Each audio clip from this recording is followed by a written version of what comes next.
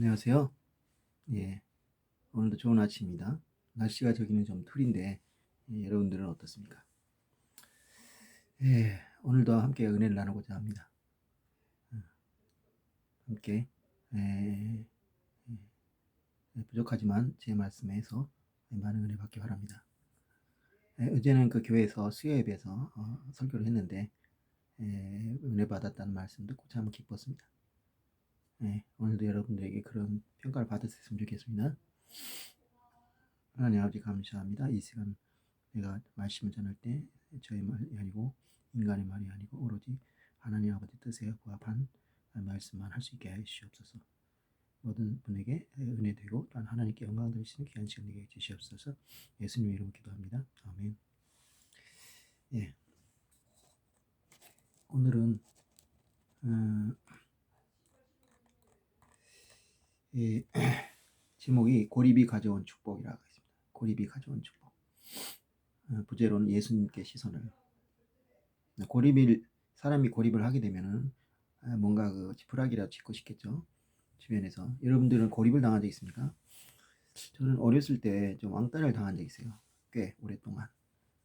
그래가지고 이제 그건 더 심한 고립이죠. 그리고 왕따에다가 괴롭힘까지 당해가지고 굉장히 학교 가는 게 싫었습니다.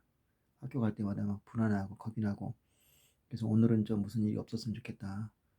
그리고 학년이 바뀔 때마다 굉장히 불안했어요. 왜냐하면 또 왕따를 당할까봐, 막 괴롭힘을 당할까봐. 근데 결국은 당하게 되더라고요. 그러니까 그게 어떤 왕따를 당하는 사람의 특징이 있나 봐요. 그리고 이제 그거를 이제 한 학기가 조금 지나면은 애들이 알아차리나 봐요. 그래서 계속 하다가 이제 중학교 3학년 때부터 이제 없어지기 시작해서 고등학교 가니까 이제 없어졌어요. 고등학생이 되니까 애들이 좀 어른스러워졌는지, 그리고 또 뭐랄까, 제가 인문계 고등학교를 들어갔는데 아무래도 그 이제 좀 공부 못하는달까, 좀 그런 아이들, 좀 행실이 안 좋은 애들이 좀 이제 빠져나가는 바람에 아마 그런 것도 있어요. 그리고 저희 학교가 꽤 수준이 높았어요. 그래가지고 저희 학교에서 서울대학을 33명이 갔어요. 그리고 저희 반에 말해 5명이 갔어요. 굉장히 우수한 반이었죠. 그러니까 아무래도 그런데 왕따 같은 거 시키는 애들은 없었던 것 같아요. 네. 어쨌든 그 왕따나 고립이라는 건 굉장히 힘든데, 이걸 어떻게 극복하느냐. 그래서 예수님께 시선을 이라는 것은, 그러니까 결국 이제 예수님을 바라볼 수가 밖에 없는 거죠. 제가 6학년 때 교회를 다니기 시작했는데, 그때 이제 교회를 가면은 참 친절하게 맞아줬어요. 아이들도 그렇고 선생님도 그렇고. 그래서 아마 그런 그 왕따와 괴롭힘에 시달리기 때문에 교회 갔을 때 내가 또 하나님 만나기 좀 더 쉽지 않았나 라는 생각을 합니다.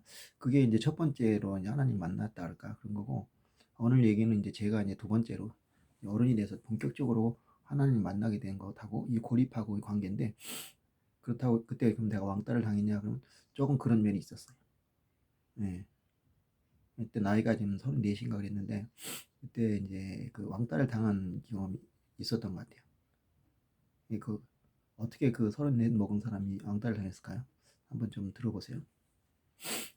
오늘 성경 본문 말씀은 시편 18장 16절입니다.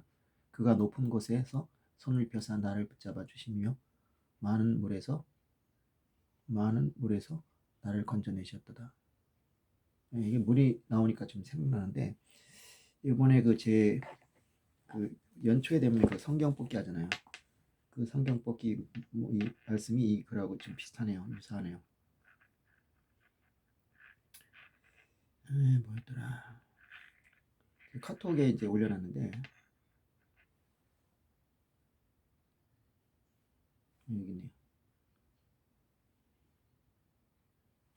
네가 물 가운데를 지날 때 내가 너와 함께 할 것이며 강을 건널 때 물이 너를 침몰하지 못할 것이며 네가 불 가운데를 지날지라도 때에 타지도 아니할 것이요 꼭 불꽃이 너를 사르지도 못하리라.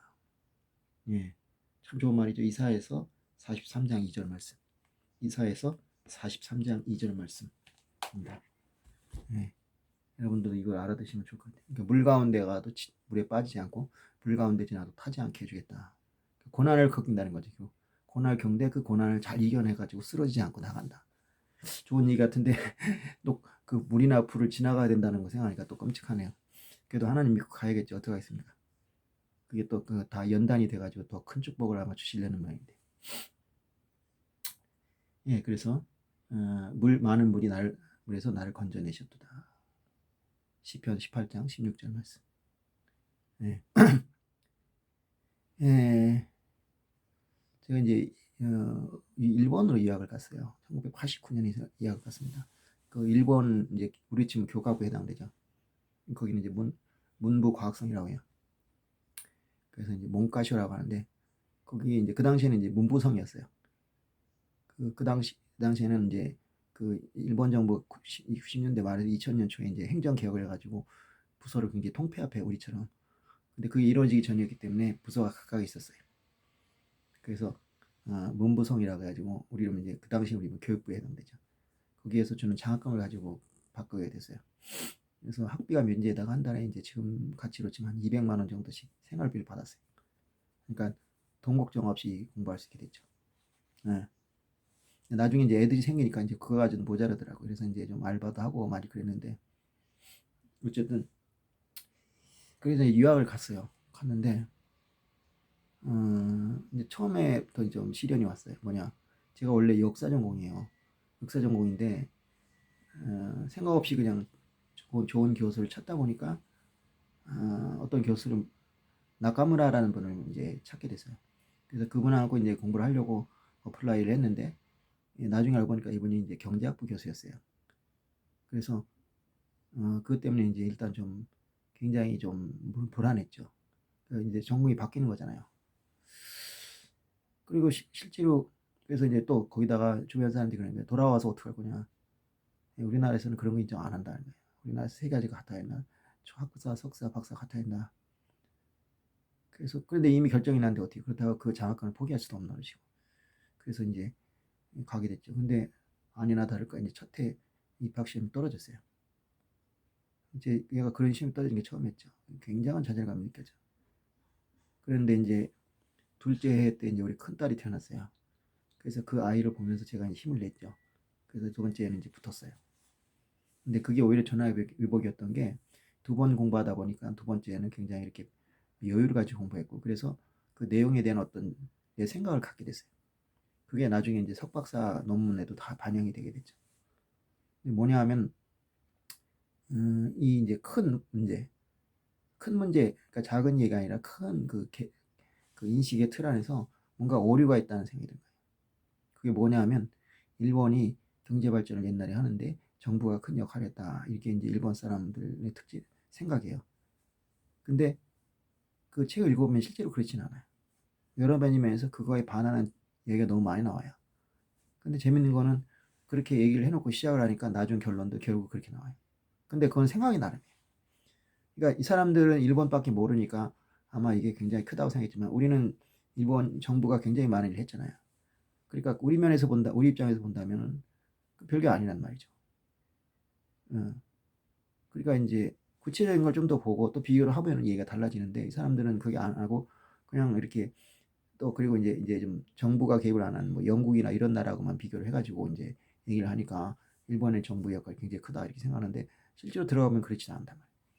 그래서 이제 그걸 갖다가 이제 집중적으로 연구해가지고 이제 박사를 받게 되죠.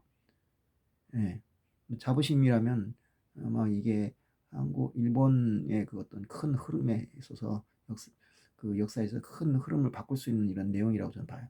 제가 그 분야를 계속 공부했으면 아마 꽤 이름을 날렸을 것 같아요. 그 분야에서.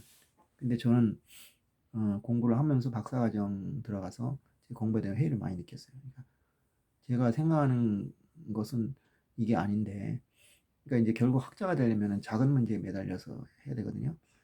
근데 그 자체가 좀 맞지가 않았어요. 저는 좀 더 이제 스케일이 큰 이야기를 하고 싶은데 그렇게 하면 학자가 될 수가 없는 거죠. 그래서 심지어 이제 박사과정을 그만두고 그냥 돌아갈까 생각도 했었어요. 근데 처자식도 있고 또 기왕 공부한 거 일단 졸업은 하고 박사학위 받아야 되지 않겠냐. 그래서 이제 끈질기게 남아서 했고 그래서 이제 결국 이제 받게 되는데 그 과정에서 엄청난 우여곡절을 갖게 됩니다. 그러니까 이제 공부가 신이 안 나는 거예요. 신이 안 나는 상태에서 하니까 쉽지가 않죠. 예.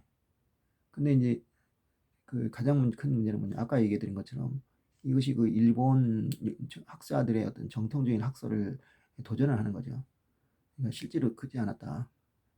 그리고 실제로 그래서 그걸 이제 자료 이제 처음에 그런 생각인 게 아니에요. 근데 의문을 가지고 자료 조사를 하니까 계속 그런 얘기만 나오는 거예요. 그리고 그걸 아니라고 부정하는 사람들은 그 시각, 그 프레임으로 보고 있기 때문이죠. 그러니까 일본은 정부에 의해서 경제 발전이 주도됐다라는 생각을 아예 갖고 있으면은 또 그렇게 보일 수도 있어요. 근데 경제 발전에 정부가 얼마나 주도성을 갖느냐는 상대적이거든요. 근데 또 제가 그 공부를 할 당시에 어떤 일이 있었냐면, 일본의 그 당시에 그 잃어버린 10년, 그때는 잃어버린 10년이었죠. 시작이 됐는데, 그걸 이제 비판하는 사람들이 일본이 너무 그 국가가 정부가 경제에 개입을 하기 때문에 문제가 된 거다. 그러니까 자유주의 시장 경제로 돌아가야 된다. 이렇게 이제 얘기가 나왔어요. 그러면서 노고치 유키오라는 교수가 있는데, 그 양반이 이제 40 1940년 체제라는 책을 썼어요. 뭐냐, 1940년이라는 거는 제2 태평양 전쟁이 일어나기 직전이었고, 그때 중일 전쟁이 한참이었던 때인데, 그게 이제 나라가 점점 이제 전시체제로 바뀐 데죠. 그러니까 옛날에 비해서 굉장히 정부의 개입이 강해졌어요. 이분이 얘기하는 건 뭐냐면, 1920년대까지 일본 경제는 정부 주도형이 아니었다. 자유주의 시장 경제였다. 그런데 31년에 만주사변을 계기로 해서 점점 그 전쟁을 치르냐고 정부가 개입을 하게 됐고, 그래서 그 체제가 태평양 전쟁까지 갔고, 그리고 그 체제가 다 해체된 게 아니라 어느 정도 남아가지고 고도 성장을 이끌었다. 그리고 오늘날까지 이루었는데, 그것이 오늘날 우리 경제하고는 맞지 않다. 그래서 지금 이렇게 불황이 오는 거니까 다시 자유주의 경제로 돌아가야 한다. 이런 얘기를 한 거예요. 그래가지고 이제 그것이 아주 엄청난 사회적 화장을 일으켜가지고 이제 논쟁이 됐죠.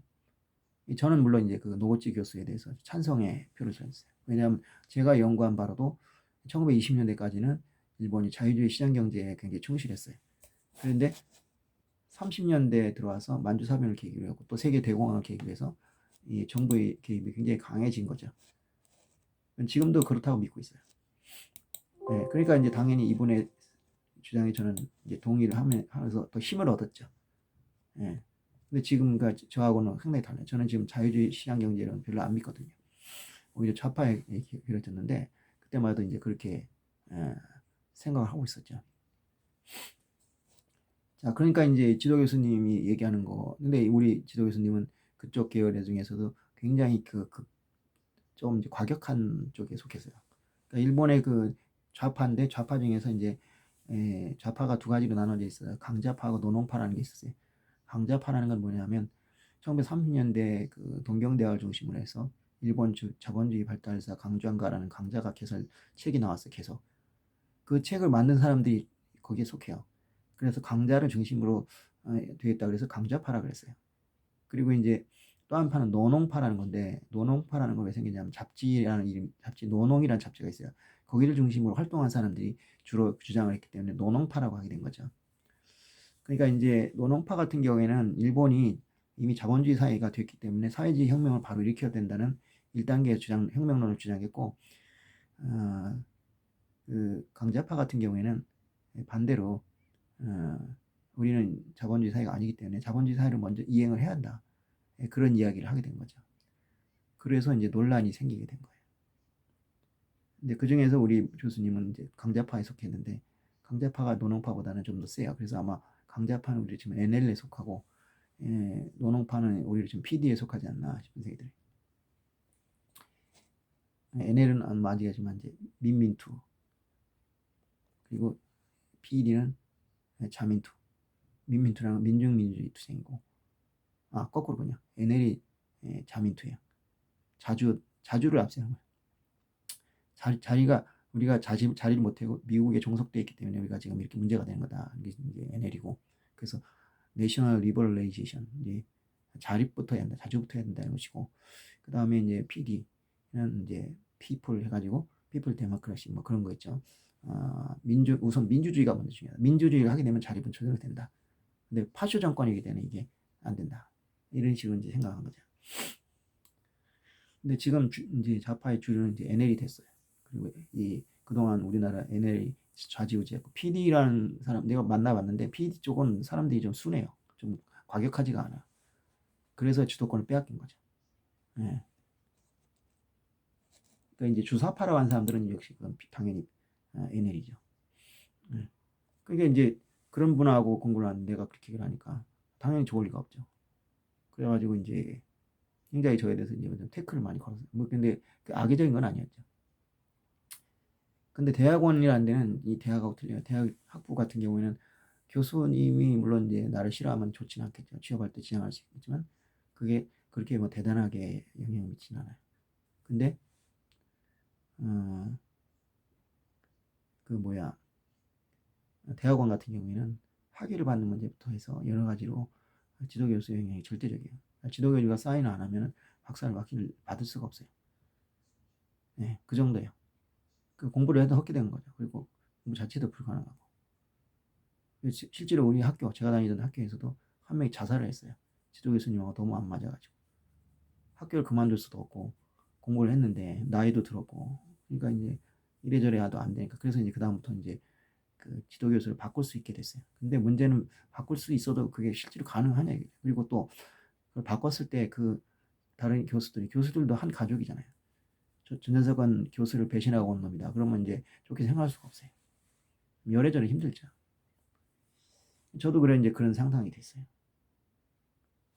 그러니까 교수님만 그런 게 아니라 그 같이 공부하던 학생들도 저를 이제 엄청 공격을 했어요. 그러니까 어서 외국인 주제에 와가지고 말이지.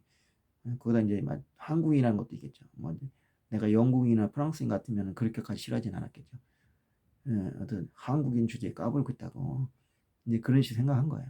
그래서 이제 제가 뭐 발표 수업을 하면 그냥 전부 그냥 그 이를 악물고 덤벼드는 거죠. 그러니까 이게 학부 발표 수업하고 틀려요. 학부 발표 수업이야 뭐 자기 그 이래도 그만 저래도 그만이잖아요. 근데 대학원은 다 저기 전공자들 아니에요. 그러니까 이제 깔려가면 엄청 깔 수 있죠.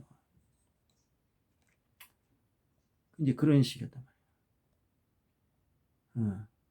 그러니까 이제 학생들도 나를 이제 학생들은 뭐 더 적대적이죠.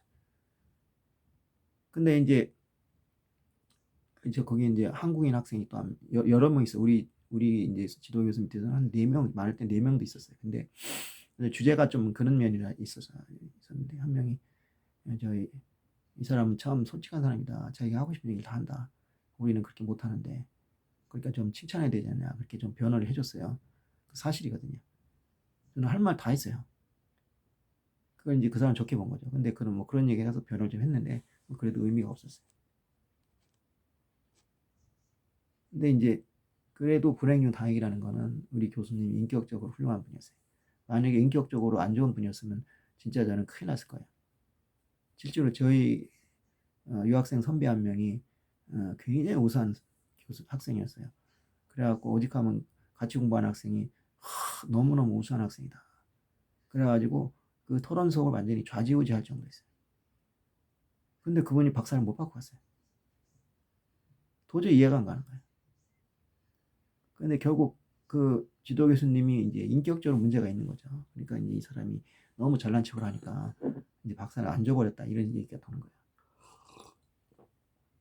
그래가지고 지금까지도 뭐 이것저것 하시면서 지금 굉장히 고생을 많이 하세요. 그 내가 그걸 보면서 너무 안타까운 거야. 내 일은 아니지만. 그러면서 아니 아무리 그 저기 했다고 해서 그렇게까지 할 게 있냐. 근데 이제 우리 교수님은 그 면에서는 인격적으로 훌륭한 분이었어요. 그래가지고 제가 예를 들어서 그 이제 그 학교 내에서도 막 라이벌 관계가 있고 그래요. 그래가지고 그 이제 막 이분도 이제 노골적으로 막 얘기를 해요. 뭐 어떤 인간들이 이렇게 막 이런 식으로 얘기를 해요. 근데 제가 그분들의 수업을 들어요. 근데 수업을 들으면 그냥 조용히 들어야 되는데 그걸 떠들고 있어요. 뭐냐 왜 떠드냐? 그 수업에 들어갔다 이런 얘기가 있더라. 제 나름대로 이제 정보를 이제 알려주기 위해서 하는 건데 그 솔직히 눈치 있는 사람 같으면 그런 누가 하겠어요. 그러면 이제 찍히는 거죠. 근데 우리 교수님 그 하면서 아이고 그 여러 가지로 듣는 게 좋지 않겠냐 그렇게 얘기를 해요. 뭐 그것도 이제 얼마나 진실인지 모르겠지만 뭐 그것 때문에 특별히 문제됐다고 생각은 안 들어요. 저는 이제 마음대로 그렇게 수업을 들어 다녔죠. 예. 많이 도움이 됐어요. 그래서 나중에 이제 이완함이 문고 이완함이 출판이라 이완함이 서점이라는 데서 책도 낼 수 있게 됐죠. 그분들 도움으로. 네. 지금도 그래요. 뭐 교회를 다녀도 말이죠. 어떤 한 교회에 이렇게 막 충실하기보다도 뭐 여러 가지 인터넷 강의 듣고 여러 가지 하면서 있잖아요. 이렇게 많이 좀 섭렵을 하고자 해요. 목사님이 몸 별로 안 좋은 사람 같은데 그래도 전 진리를 알고 싶지 사람한테 매이고 싶진 않다. 그래가지고 이제 이런 분이니까 처음 봤을 때부터 참 사람이 인자한 사람이다 생각이 들었죠. 그 또 고생을 많이 하신 분이 아버지가 없어가지고 그래서 처음에는 이제 그 실업계고등학교를 나왔나 봐요. 그래가지고 취직을 했다가 나중에 이제 형편이 좀 나아지니까 이제 대학을 들어온 분이에요. 그래서 또래에 비해서 나이가 많죠. 그 같은 동기에 비해서는. 그런 이제 그리고 또 원래는 경제학이 아니라 이제 경영학을 공부했어요. 근데 경영학이 마음에 안 드니까 이제 들어가서 이제 맨날 책만 읽은 거예요. 뭐 예를 들어 유명한 소설가의 작품도 읽고 아예 다 읽어버린 거예요. 유명한 소설가. 뭐 일본에 이제 나스메 소세키라는 사람이 있어요. 우리로 치면 이광수 같은 사람이 그러니까 초창기에 유명한 사람인데 그 사람 전집을 소설을 다 읽는다든지 뭐 그런 식으로 이제 다 섭렵을 하는 모양이에요. 그래가지고 글을 참 잘 써요. 그래서 소설가처럼. 근데 이분이 이제 그런 이제 인격자예요. 그러니까 아쉽게도 그냥 80살이 되셔가지고 그냥 치매 걸려 돌아가셨어요. 그때 돌아가기 직전에 제가 이제 한번 일본에 갔는데 그것 때문에 못 가겠더라고. 이제 뭔가 좀 가면 찜찜해. 근데 그렇게 일찍 돌아가시지 않았으면 갔죠. 근데 그 다음에 바로 돌아가셨어. 얼마나 아쉽던지 참. 그때 가서 뵀으면 그나마 좀 나았을 텐데. 참 너무 안타깝죠. 근데 어떻게 그렇게 공부를 하시는 분이 치매에 걸린지 모르겠어요. 이제 이제 그것도 있지만은 이제 이런 문제가 있고 이제 동료들에게 이제 왕따를 당하는 거죠. 그래서 그리고 또 이제 더 힘든 거는 이제 우리 애 엄마가 이제 그 몸이 안 좋아가지고 먼저 귀국을 했어요. 애들 데리고. 그래서 이제 저 혼자 있었는데 그게 또 그렇게 힘들었어요. 특히 첫 해에는 진짜 죽을 맛이었죠. 그래가지고 굉장히 힘들었어요. 그래서 가끔 이제 찾아가기도 하는데 찾아가는 건 좋은데 찾아갔다 오면 또 그 다음에 후폭풍이 대단해요. 가서 좋았다가 여기 오면 이제 한동안 못 견 힘든 거예요. 너무너무 힘든 거예요. 그래서 이제 가는 것도 두려워졌죠. 그래서 2학기 때는 아예 안 갔어요. 예. 그냥 가면 또 돌아와서 또 힘드니까. 그런 상황이 있어요. 그래가지고 그냥 전화 통화하면 막 그냥 서럽고 말이죠. 애들이 너무 보고 싶은 거야. 애들도 그래. 아빠 언제 오느냐. 우리 둘째가 나보고 그러면 어? 그렇게 공부하다 바보 되겠다. 그래. 공부하는데 왜 바보 돼요? 근데 그러더라고요. 아빠 공부 바보 되겠다 이러고 있어. 지금도 잊어버릴 수가 없어요. 그때. 근데 하여튼 혼자 밥 먹고 혼자 사는 게 제 첫 해는 너무 힘들었어요. 그다음 이제 둘째가 되니까 조금 나아졌고 이제 셋째 때 되니까 굉장히 이제 편해졌죠. 이제 혼자 사는 게 익숙해졌어요. 그게 이제 오히려 문제였던 거예요. 나중에 귀국해서 서로 이제 충돌하는 계기가 되는 거죠. 그쪽도 나도 새로 자기 나름대로 생활이 생겨버렸어. 그래갖고 이제 이런 이제 고립 속에 빠진 거예요. 정말 힘들었어요. 그래가지고 그냥 그때만 해도 저는 술을 마셨어요. 교회를 다니면서도. 밤이면 술을 안 마시면 잠을 못 잤어요. 뭐 그래가지고 위스키도 마시고 뭐 와인도 마시고 소주도 마시고 위스키를 참 좋아했어요. 그때. 그래가지고 그때 위스키가 뭐 비싸지 않았으니까 좀 싸구려 위스키 사다 먹으면 되고 또 이렇게 사람들이 선물로 주는 경우도 있어요. 그래서 위스키가 좀 많았어요. 그거 마시면서 달랬는데 위스키 한 병을 마셔도 취하지 않아요. 그 정도였어요. 그 다행인 게 술병 안 걸린 게 다행이죠. 근데 혼자 먹는 술이 정말 안 돼요. 혼자 먹으면 제어가 안 돼요. 술은 점점 세지는데 술은 안 쳐요. 그래도 억지로 이렇게 해가지고 자고 그랬죠. 근데 이제 이게 이제 그 고립감이 아까 이제 예수님 본다고 했는데 그게 된 거예요. 이제 저희 교회는 일본 교회였는데 한국인 교회가 있었어요. 선교사가 있는. 거기 이제 한번 가끔 갔었는데 거기 갔어요. 예배를 같이 드렸어요. 근데 그분이 그러는 뭐 새벽기도 얘기를 하더라고요. 옛날에 새벽기도 꿈도 안 꿨어요. 무슨 새벽 5시에 무슨 교회를 가냐고 말이나 되는 소리냐고 미쳤냐고 광신자냐고 그 생각을 했죠. 근데 그때는 그냥 지푸라기다 짓고 싶어요. 그래가지고 그냥 혹시나 저렇게 어디 뭐가 되겠다 싶어서 또 그때 제가 이제 96년, 95년에 안수 집사가 됐어요. 안수 집사가 돼서 성경을 한번 읽어봐야겠다는 생각이 들어서 이 성경을 이제 읽고 있었어요. 근데 그게 아마 두 가지 작용한 것 같아요. 성경을 읽으니까 굉장히 은혜를 많이 받았죠. 그 상태에서 그 얘기를 들으니까 이제 가게 된 걸 거예요. 안 그랬으면 안 갈 수도 있어요. 갔어요. 그래가지고 이제 매일 이제 새벽 기도를 하는데, 정말 처음에는 뭐 기도를 그렇게 해본 적이 없으니까 그냥 뭐 살려주세요 하면서 울기만 하는 거예요. 한 일주일 지나니까 옆에 사람 얘기 듣고 이제 조금 흉내를 내기 시작했죠. 그러니까 완전 일단 마음 편해졌어요. 그래가지고 이제 술을 이제 덜 먹게 됐죠. 이제 술 아예 끊지는 않지만 그래도 이제 술 그렇게 옛날처럼 안 먹고 그냥 또 술 안 먹어도 잠들 수 있게 됐어요. 또 새벽에 일찍 일어나니까 그런 면도 있을 거예요. 되게 마음이 안정됐어요. 야, 이거 잘했다. 나는 응답을 받는다는 생각도 못했고 그냥 그래도 이렇게 마음이 편하니까 얼마나 좋으냐 생각해서 계속 나가게 된 거예요. 근데 재밌는 얘기가 있어요. 거기서 뭐냐면 이제 그 저랑 친하게 지던 여자 후배가 하나 있었어요. 그 친구한테 얘기를 했더니 자기도 가고 싶대. 그래갖고 이제 같이 새벽기도를 다녔어요. 그랬더니 목사님한테 혼난 거예요. 뭐냐, 도대체 둘이 무슨 관계인데 새벽부터 같이 다니냐. 그 얘기를 들으니까 그게 또 일리가 있더라고요.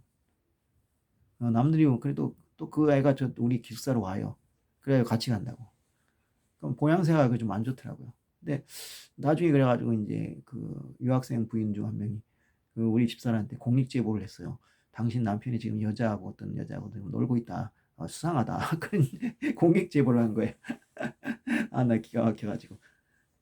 근데 참 기뻤던 다행인 게 이게 이제 집사람이 이제 질투심이 별로 없었나 봐. 그래가지고 이제 한국에 갔더니 보통 같으면 도대체 무슨 관계냐 막 따질 법한데 그 좀 행실을 똑바로 하라고 그런 식으로 하니까 자꾸 이상한 소리 나오지 않냐고. 그걸 끝났어요. 그래서 야 대단한 사람이다. 내가 그 입장이라도 내가 뭐라고 할 것 같은데 내 아내가 예를 들어서 뭐 어떤 남자하고 새벽기도 다닌다 그러면 좀 이상하게 볼 것 같아요. 근데 하여튼 그것도 있고 그래가지고 좀 오해도 받았지만 어쨌든 간에 그래가지고 이제 교회를 다녔어요. 술도 이제 덜 끊고. 그 이제 그렇게 되니까 이제 뭐 그것도 있지만 또 안수집사가 된 거 있고 그래가지고 그냥 신앙생활이 굉장히 달라졌죠. 이제 사실 주일 예배에 가는 거 그렇게 막 기쁘지 않았어요. 근데 그때부터 주일 예배 가는 게 그렇게 좋았어. 예배 시간이 너무 좋았어요. 말씀 듣는 게 너무 좋고 찬양하는 것도 너무 좋고 기다려지기 시작한 거예요. 그전엔 기다려지지 않았어요. 어쩌면 좀 귀찮다는 생각도 했어요. 오히려 예배 자체보다도 예배 끝나고 사람들하고 얘기하고 재밌게 노는 거 그게 훨씬 좋았어요. 근데 예배 시간이 막 기다려지는 거야. 말씀이 막 귀에 꿀같이 들어오고 특히 새벽 기도를 하고 나서부터. 그러니까 이제 원래도 이제 그러니까 제가 이제 안수 집사를 받은 게 무슨 신앙이 좋아서가 아니에요. 그냥 열심히 그래도 나름대로 그냥 열심히 하니까 그랬는데 더 열심히 하게 된 거예요. 그래가지고 교회 행사하면은 제가 막 안 끼는 데가 없어요. 그 정도였고 또 우리 목사님이 그래서 저를 굉장히 아껴줬고 그러니까 이제 제가 무슨 얘기하면 다 지지해 줬어요.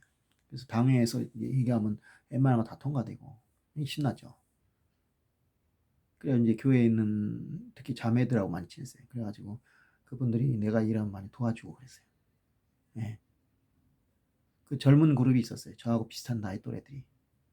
예, 근데 그 중에 한 명이 나중에 돌아가셨어. 얼마냐면 2007년인가 그때 7년인가 돌아가셨어요. 나하고 비슷한 나이인데 이 양반이 이제 이혼을 했었어요. 그래가지고 혼자 살다가 그 교회 전도사하고 결혼을 했어요. 근데 또 이혼을 한 거야. 그리고 혼자 살다가 하면서 이제 술을 그렇게 마신 거예요. 그러니까 술로 달랬는데 이제 그게 이제 실패한 것 같아요. 그래서 한 명이 돌아가셨어요. 또 한 명은 지금 살아있죠. 그래서 세 명이 굉장히 친했었는데, 예. 근데 그 양반 같은 게 이제 거꾸로 남편분이 돌아가신, 물론 이제 60이 넘어서 돌아가신 거니까 뭐 일찍 돌아가신 건 아닌데, 어쨌든 그렇게 살고 있어요. 근데 그런 이제 어떤 관계죠. 그러니까, 그렇게 이제 열심히 해가지고, 그러니까 목사님 신임도 좋아지고, 그리고 이제 당회에서도 이제 처음에는 이제 내가 지금 농담 상황이지만 유학생 할당제로 아마 이게 되지 않았는가. 유학생이 와가지고 이제 열심히 신앙생활 하니까 이제 좋게 보고 이제 안서 집사를 줬는데 이제 실제로 이제 명실상부한 이제 안서 집사가 된 거죠. 예. 그래가지고 그냥 그러니까 이제 그리고 또 그렇게 됐고 그리고 이제 놀라운 일은 이제 지도 교수님 태도가 바뀌기 시작한 거예요. 이제 그 옛날처럼 나를 공격도 안 하고 비난도 안 하고 굉장히 그리고 나를 감싸주기 시작했어요. 그래가니까 이제 교수님이 감싸주니까 학생들이 함부로 비난을 못하는 거예요. 왜냐하면 학부모하고 틀려서 대학원은 교수가 생사 여탈권을 갖고 있거든. 교수가 한테 찍히면은 학자로서의 길이 막혀버린다고, 거의 막힌다고 해야 돼. 아예 학교를 다른 데로 옮기면 모를까. 지난번에 그 몇 년 전에 그런 사건이 있었잖아요. 그 수학과 어느 서울대인가 어딘지 모르겠는데 수학과 교수가 그 대학원 여학생들을 계속 성추행하고 그랬는데 그게 몇 년이 지나도록 문제가 안 된 것은 그게 그 관계 때문이에요. 근데 그 교수님 워낙에 실력이 좋은 사람이에요. 그러니까 쉽게 만약에 신고를 했다 그러면 물론 약간 처벌을 받을 수 있겠지만 자기들 수학자로서 인생이 거의 끝난다고 생각하고 있었던 거예요. 그러니까 말을 못 했던 거예요. 근데 그때 미투 운동이 전개되면서 이제 그 제보가 터지고 그 양반은 결국 구속되고 징역 살게 됐어요. 예. 그런 이제 그런 일들이 이제 그 정도예요. 그러니까 이 지도 교수와의 관계가 그렇게 무서운 거예요. 대학원에서는. 근데 갑자기 이제 이분이 칭찬을 하니까 이제 거꾸로 그 사람들이 날 공격을 못 하는 거예요. 왜냐? 공격을 하면 자기가 찍힐 수 있거든요. 지도 교수가 좋게 얘기하는데 뒤에 나서 가지고 뭐 막 뭐라 그러면은 저 자신 좀 뭐야? 그러면 어떻게 될지 모른다 말이죠. 그래가지고 이제 나는 심하게 씹는 사람이 없어졌어요. 그러니까 수업 시간이 이제 토론 수업이 굉장히 좋아졌죠. 거기다 또 이제 그 학교에 조수로 이제 채용이 됐어요. 조수로 채용돼가지고 그 당시에 그때 마침 외환위기 때였어요. 환율이 갑자기 뛰었어요. 7대 1이었거든요. 엔화가. 근데 얼마가 됐냐면 한때 15대 1까지 됐어요. 그러다가 한 12대 1 해가지고 이제 10대 1 안팎에서 왔다 갔다 하게 됐죠. 그러니까 7대 1에서 10대 1만 돼도 벌써 50%가 올라간 거잖아요. 그러니까 예를 들어 100만 원을 받았다. 그러면 전에는 700만 원이었는데 2천만 원이 되는 거예요. 근데 제가 그때 하여튼 꽤 많이 받았어요. 받아가지고 돈 문제에 해방이 됐죠, 완전히. 예. 근데 재밌는 게 이것이 되는 과정이 참 재밌었어요. 뭐냐? 그게 원래 이제 1월 말쯤에 그 보통 사람을 뽑아요. 그럼 이제 매년 응모를 하게 돼 있는데 조건은 뭐냐면 대학원 박사과정 수료. 일단 저는 수료 논문을 냈어요. 그래서 수료를 이제 받게 됐는데 그게 어떻게 됐냐면 이제 1월 말에 보통 이제 모집을 하는데 그 해만 한 1월 20일쯤에 모집을 했어요. 저는 이제 그걸 그때만 해도 인터넷이 없던 별로 활성화가 안 됐기 때문에 게시판에 붙이잖아요. 계속 보러 다녔죠. 언제나 저기나 딱 봤죠, 그때. 그 잽싸게 서류를 해가지고 냈어요. 근데 많은 사람들이 그걸 몰라가지고 서류를 못 냈어요. 그래갖고 거의 경쟁이 없다시피 뽑혔어요. 거기다 또 뭐냐면 그 당시 방침이 박사학위를 받겠다 하는 사람을 우선적으로 채용하겠다. 그런데 제가 또 면접에서 내가 이거 되면 어떻게 할 거냐 했더니 내가 박사학위 논문을 내겠다. 그러니까 그게 굉장히 높이 평가를 받은 거예요. 이래저래 그 이해하기 어려운 일로 이제 제가 그걸 받게 됐어요. 그래서 한 1년 동안 그냥 넉넉하게 지냈죠. 그런 식으로 참 이해하기 어려운 일이 계속되는 거예요. 거기다 또 뭐가 있었냐면 관사를 받게 됐어요. 관사라는 건 이제 우리도 있잖아요. 공무원 이제 뭐 회사나 이런데. 근데 관사가 어떻게 되냐면 방이 2개에다가 뭐 욕실하고 다 해가지고 그리고 7만 원이요 월세가. 제가 그때 어떤 집에 살았냐면 방 하나에다가 화장실은 공용이고 욕실은 아예 없는데 있었어요. 그래갖고 이제 원래 그러면 안 되지만 제가 살던 그 유학생 기숙사가 있거든요. 거기 이제 개인실, 독신실이 있어요. 독신실, 화장실, 그 욕실은 공동이에요. 근데 거기 들어가는 사람 출입을 제가 통제하진 않거든요. 그래서 거기다 가가지고 이게 세트 가지고 와서 거기서 이제 샤워를 했어요. 근데 뭐 제재를 받은 적은 단 한 번도 없어요. 원래 그러면 안 되는 건데. 그러니까 그것도 고역이죠. 그때마다 가야 되니까. 그것도 참 그렇고. 그런 집인데 20만 원 있어요. 그것도 굉장히 싼 거 있어요. 그 정도. 근데 여기 오니까 방 2개에다가 욕실하고 화장실 다 있는데 그게 이제 7만 원이 7만 원이면 어디서 방을 구해요? 그런 집이 어딨어? 그러니까 그냥 더 여유가 있었죠. 거기다 뭐 세탁기도 받았고. 뭐 이거 이 정도면 뭐 진짜 이게 하나님 기도 응답이라고 볼 수밖에 없잖아요. 어떻게 이런 일이 한꺼번에 일어나요? 예. 그게 지금은 굉장한 추억이 돼요. 근데 추억인데 이게 이제 놀라운 건 이게 실화라는 거죠. 우리 그러잖아요. 뭐 이렇게 놀라운 있으면 이거 실화냐? 근데 이거 실화예요, 진짜. 지금 장난하는 거 아니에요. 근데 여러분 생각해도 굉장히 좀 특별하죠. 그래서 이제 느낀 거예요. 아, 진짜 하나님 살아서 역사하시는구나. 그전만 해도 기도해야 되는 응답 같은 기대도 한 적도 없고 생각도 한 적도 없어요. 기도 자체도 별로 안 했고 거의 안 하다시피 했어요. 뭐 식기도나 하고 뭐 좀 그런 거나 할까.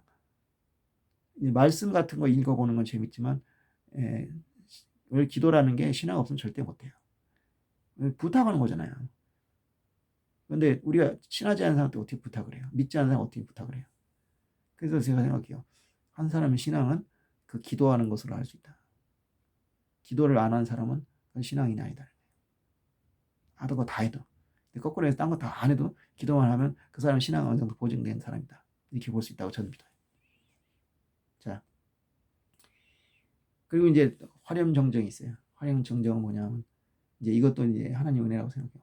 제가 이제 장로가 된 거예요. 그러니까 3년 만에 안수 집사 된 지 3년 만에 고속으로 승진한 거죠. 근데 워낙에 진짜 설치고 다녔어요. 그러니까 될 수도 있을 것 같은데 그래도 나이도 있고 너무 짧잖아요. 근데 이것도 이제 유학생 할당이었는지 모르겠어요. 그래가지고 이제 3년이 지나기 전에 이제 공동회의가 열려서 거기서 제가 이제 일단 전화가 먼저 왔어요. 이제 장로로 임직하겠냐 그래서 싫어할 이유가 없죠. 그래서 또 하겠다. 그랬더니 이제 그 장로 이제 당회에서 이제 추천해가지고 이제 공동회의에서 이제 결제가 이제 만장일치로 승인이 됐어요. 만장일치가 진짜 아무도 반대하지 않았어요. 그만큼 제가 사람들한테 사랑받고 있었던 거죠. 그리고 이제 안수를 받았어요. 그 다음 주에. 그러고 나서 이제 어떤 걸 했냐면 그 당시에 이제 우리 목사님이 총회장이 됐어요. 그 총회장이 어떤 총회장이냐면 미국 캔버란드 지역에 있는 그 본부로 하는 그 캔버란드 장로교회 총회장인데 그게 세계적으로 있어요. 아프리카에도 있고 남미에도 있고 다 있어요. 근데 이분이 어떻게 그냥 그렇게 총회장이 된 거예요. 미국 유학도 갔다 와서 뭐 그런 것도 있겠지만 어쨌든 간에 또 워낙 말씀이 좋으셔요.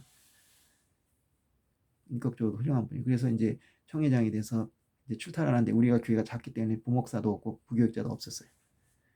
그러니까 이제 출타를 하면은 이제 다른 교회 목사님을 섭외를 하는데 4주간 비는데 3주는 채워졌는데 한 주가 비어 있었어요. 그래서 제가 갑자기 손을 들어가지고 내가 설교하겠다. 왜냐하면 내가 이제 한국에 돌아가야 되는데 마지막으로 뭐 좀 여러분들한테 말하고 싶은 게 있다. 유학생활 하면서 느낀 거. 그랬더니 좋다고. 그래가지고 이제 제가 하게 됐어요. 그러고 나서 이제 그 전부터 이제 그 생각을 하고 있었죠. 원래 이제 박사학위 논문을 1년 전에 낼 수 있었는데 외환위기도 있고 그래가지고 그 돈을 받자 생각해서 이제 늦게 냈기 때문에 시간적인 여유는 많았어요. 그러니까 특별히 그리고 10월 달에 이미 박사 논문 돼버렸어요. 특별히 그렇게 할 일이 없었어요. 할 일이 없어서 이제 이것저것 책을 읽으면서 뭔가 좋은 얘기를 해볼까 하는데 마침 기회가 온 거야. 그래서 이제 그때부터 한 2개월 후인데 아니 2개월가 아니구나 3개월 후나 3개월 동안 집중해서 준비를 했죠. 책도 보고 여러 가지 하면서 그러니까 그냥 원고가 막 쌓인 거야. 이렇게 자료가 쌓인 거야. 그거 갖다 이제 그 40분 45분간에 하려고 이제 탁 압축을 해가지고 내가 생각해도 잘 썼어요. 원고. 진짜 잘 썼어요. 그 원고가 지금 없는 게 진짜 유감이에요. 굉장히 잘 썼다고 저는 자부해요. 아 있다 있어요. 내가 착각을 했네. 어떻게 했냐면 그 원고를 갖고 있었던 게 아니라 그 원고를 그 이제 그걸 설교를 한 걸 녹음 테이프로 만들었거든요. 그 녹음 테이프를 다시 복사해가 이제 원고를 쓴 거예요. 그래서 다시 이제 원고가 살아난 거죠. 근데 원래 원고는 없어요. 근데 그 원래 원고가 진짜 좋아요. 그래도 뭐 그렇게 할 수 있어요. 그게 뭐냐 하면 이제 한국하고 일본이 지금 원수간이 되었는데 그걸 갖다 이제 선한 사마리아인의 비유를 하면서 이 국가라는 것도 결국 국경이라는 것도 인간이 만든 거다. 그러니까 예수님의 그 선한 사마리아의 비유는 자선을 하라는 얘기가 아니라 국경과 민족을 초월해서 서로 화합하고 사랑하라는 얘기다. 그러니까 우리도 그렇게 해야 된다. 국경이나 국가는 결국 인간이 만든 거 아니냐. 하나님 앞에서 우리 모두 하나 아니냐. 그런 얘기인데 제가 봐도 잘한 것 같아. 그때 우리 큰딸이 그런 일이 있었어요. 자기가 이제 학교에 갔는데 자기 보고 한국 사람이라는 거예요. 근데 자기 생각에는 자기가 일본 사람이라는 거죠. 왜냐 일본에서 태어나서 자랐기 때문에. 그랬더니 선생님은 부모님이 한국 사람이기 때문에 한국 사람이다 하니까 난 도대체 어느 게 진짜냐 모르겠다 그랬대. 그래서 내가 그랬죠. 좀 고민이 되더라고. 근데 생각해 보니까 이랬어. 아, 너희 한국 사람 되고 일본 사람 되니까 한국도 사랑하고 일본도 사랑하면 좋지 않겠어? 그랬더니 아 그렇구나 그래가지고 이제 했는데 걔가 나중에 되니까 또 일본을 그렇게 싫어했어요. 근데 지금 일본 가서 살아요. 그러니까 다시 일본이 좋아진 거죠. 그래서 일본어 원래 잘하니까 공부해가지고 이제 장학금 받고 일본에 갔고 그래서 졸업하고 이제 거기서 이제 취업하고 살다가 지금 이제 남편을 만나서 일본 사람을 만나서 지금 일본 사람을 결혼했어요. 그래서 한일 커플이 된 거죠. 근데 그 결혼한 게 하필 2019년이었어요. 한참 한일 관계 안 좋았을 때. 그래가지고 그래서 내가 그 편지를 써서 뭐라 했냐면 축구 보지 말라고 축구보다 싸우겠다고 한국하고 일본하고 축구하면 싸우겠다 그런 얘기를 했죠. 근데 그런 어떤 그 얘기도 붙였어요. 그러니까 우리 딸은 한국 사람인데 만약에 일본이 속지주의를 택했으면 일본 국적도 받았을 거다. 근데 일본 국적 받을지 몰라요 지금. 근데 실제로 그렇게 됐어요. 그 자식은 모르겠어요. 일본 국적이겠죠. 그 생각이 진짜 현실이 된 거예요. 예, 그 얘기하면서 일본이다 한국이다 이런 것도 결국 사람이 만든 거 아니냐. 그걸 우리가 극복하고 하나님 앞에서 하나가 되자. 그런 얘기해서 굉장히 좋은 평가를 받았죠. 그렇게 해서 이제 아주 그 유학 생활 멋있게 마치고 그리고 이제 한 열흘인가 있다가 이제 귀국을 했어요. 네. 근데 여기서 느끼는 거죠. 만약 내가 그때 고립되어 있지 않았다면 이런 이 기쁨과 행복이 있었을까? 이런 은혜를 받을 수 있었을까? 절대 아니라고 생각해요. 왜냐하면 그때는 저는 그런 식으로 열심히 믿을 생각하지도 않았어요. 근데 그렇게 공지에 몰리고 그걸 통해서 나는 하나님을 인격적으로 만난 거죠. 그게 참 얼마나 놀랍습니까? 그러니까 이 사람이 고립을 한다는 거 이것이 여러분 축복이 될 수 있다는 거죠. 여러분들 영화 할 거예요. 영화 그 사운드 오브 뮤직이라는 영화 아실 거예요. 그 사운드 오브 뮤직이라는 영화를 보면은 그 Climb Every Mountain이라는 노래가 있어요. 그래가지고 Climb Every Mountain 뭐 이런 노래가 있어요. 그게 어떤 노래냐면 이 사운드 오브 뮤직이라는 영화를 이제 다 아시겠지만 혹시 모르는 사람이 얘기를 하면 그 마리아라는 이제 고아 소녀가 있는데 그 고아 소녀가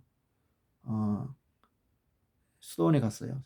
그래가지고 수녀가 되겠다고. 그런데 이 여자가 너무 천방지축인 거예요. 그래서 이제 그 폰트랍 대령이라는 이제 호레비가 있죠. 그 호레비 집에 가정교사를 보내요. 원장이 그 7아이가 있는. 거기는 이제 뭐냐면 그 엄마가 죽고 나서 남편도 그렇고 아버지도 그렇고 전부 그 얘기가 침체해가지고 어떤 이 아버지가 이제 해군 태역 대령이야. 근데 이 사람이 오스트리아의 해군 대령인데 전쟁에서 오스트리아가 지는 바람에 오스트리아가 조그만 나라가 됐잖아요. 원래는 되게 큰 나라였는데 그래갖고 바다가 없는 나라가 됐어요. 내륙국가 스위스처럼. 그 해군이 당연히 필요 없죠. 그러니까 해군 대령이 필요 없으니까 퇴역을 하게 돼요. 그때 장군이 될 거라 했거든요. 워낙에 이제 훌륭해서. 근데 장군은커녕 오히려 군대에서 퇴역을 당한 거예요. 근데 우리나라는 대령하면 별거 아니라고 하지만 사실 대령이라는 게 굉장한 계급이거든요. 근데 또 원래 집안이 귀족이야. 그래가지고 집이 엄청나게 커요. 거의 뭐 무슨 궁전 같은 집을 가지고 있었어요. 거기서 이제 그 애들 갖다 이제 아내가 죽고 나니까 이제 그걸 갖다 일종의 함대로 만들어 가지고 애들한테 그 수병 옷을 입히고 군대식으로 아이들을 가르친 거예요. 이제 그렇게 됐는데 그러니까 뭐 사랑도 없고 그냥 전부 그냥 이미 침체한 상태죠. 그런데 이 사람이 가가지고 그 집안을 이제 살려놓는 거예요.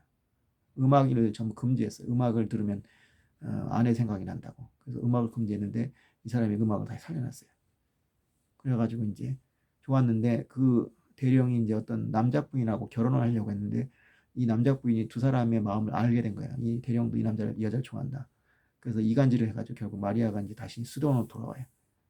돌아와서 이제 자기 이제 수녀가 되겠다 하니까 당신은 여기가 아니다. 거기 가서 그 가족을 살려야 한다. 그게 당신의 역할이다. 그러면서 하나님이 창문을 닫을 때는 다른 창문을 열어놓으신다. 그 다른 창문이 바로 뭐야? 그 남자 폰트랍 대령 폰트라 백작 집에 가서 그 외로운 남편과 아이들의 그 엄마가 되고 아내가 되는 그것이 오히려 당신이 수녀로 사는 것보다 훨씬 하나님의 뜻에 부합한 삶이다. 너무 맞는 말이에요. 그렇잖아요. 수녀가 되는 거야 아무나 할 수 있지만 그 역할은 당신이 아니면 할 수 없다는 거예요. 그러니까 당신이 거기 가야 된다.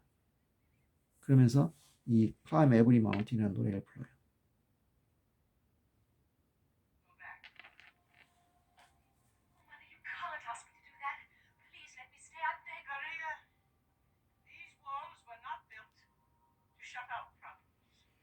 여기는 수도원은 도망가기 위한 곳이 아니다. 당신은 그 일에 직면해야 된다. 그렇게 도망가서는 안 된다. 그러면서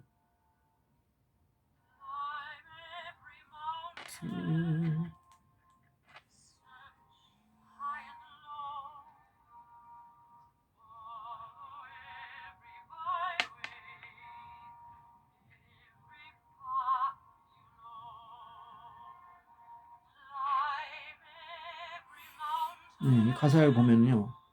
참 재밌어요. 그러니까 모든 산을 올라가 보고 높고 낮은 곳을 다녀보아라. 여러 길을 걸어보면 당신의 앞길을 알 수 있어요. 모든 산을 올라가 보고 만나는 강줄길을 다 건너보아요. 무지개가 보이면 뒤쫓아 가세요. 당신의 꿈을 찾을 때까지. 당신의 사랑을 진정으로 필요로 하는 그곳에서. 당신의 사랑을 진정으로 필요로 하는 것이 어디겠어요? 바로 그 폰트라트령 집이에요. 당신이 사는 동안 당신의 모든 사랑을 쏟을 수 있는 그런 꿈을 꿔요. 왜 사랑을 여기 와서 죽이냐? 거기 당신의 사랑을 필요한 그곳에 또 당신도 사랑하고 싶은 그곳에 가서 사랑하라는 거예요. 그게 얼마나 더 좋은 거냐? 그것이 하나님이 얼마나 기뻐하시겠냐? 그래서 당신을 거기다 보낸 거다. 우리가 보냈긴 했지만 하나님의 뜻이었다. 그러면서 모든 산 올라보고 강줄기를 만나보고 무지개를 쫓아라. 당신의 꿈을 찾을 때까지. 당신의 사랑을 진정으로 할 수 있는 데까지. 그러니까 여러분들도 그러니까 이런 사고방식 가질 필요 있어요. 그냥 어떤 정해진 거를 처음부터 가는 게 아니라 정말 내가 가야 할 곳이 어딘가를 찾기 위해서 여러 가지 길을 모색할 필요 없어요. 그리고 때로는 그것이 하나님의 뜻일 수 있어요. 내가 생각하지 않은 곳에 가서 생각하지 않은 사람을 만나게 되고 그곳에서 내 보람을 찾고 의미를 찾는다면 내가 생각한 계획을 내려놓는 게 좋습니다. 마리아에겐 수녀가 되는 게 자기 원래 계획이었지만 하나님의 계획은 다른 곳에 있었어요. 그것이 뭐냐? 폰트라 대령 일가와 함께 살면서 서로 행복한 가정을 꾸미고 그들의 상처를 치유해 주는 거예요. 상처를 받은 거잖아요. 엄마가 죽었다. 또 아내가 죽었다. 그로 인해서 아무도 행복하지 못하고 받지 못하고 어두운 삶을 살았는데 마리아로 인해서 모두가 행복해졌잖아요. 그러면 그것이 바로 당신의 소명이다. 네. 그러니까 우리가 안 좋은 것을 당했을 때 그것에서 좌절하기 쉬운데 저도 고립이었잖아요. 근데 그 고립이라는 게 사실은 내가 하나님 만나는 통로를 들어가기 위한 하나의 길이었다는 거죠. 방법이었다는 거죠. 그거를 이제 나중에 알았어요. 나중에 알았기 때문에 저는 근데 그때는 참 힘들었죠. 하지만 그때 제가 이제 하나님한테 손을 뻗었는데 하나님은 그때 이미 와 계셨던 거예요.